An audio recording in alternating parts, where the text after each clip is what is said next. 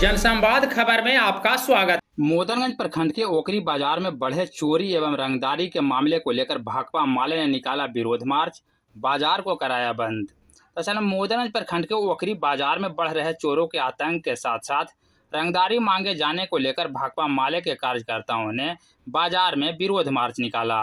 इस दौरान दर्जनों की संख्या में भाकपा माले कार्यकर्ता हाथ में बैनर पोस्टर लेकर प्रशासन के विरुद्ध नारे लगाए और बाजार में शांति व्यवस्था सुनिश्चित करने का मांग किया।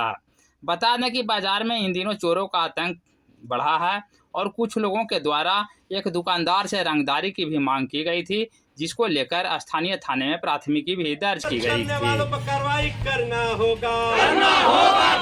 दुकानदारों से रंगदारी मांगने वालों पर कार्रवाई करना होगा।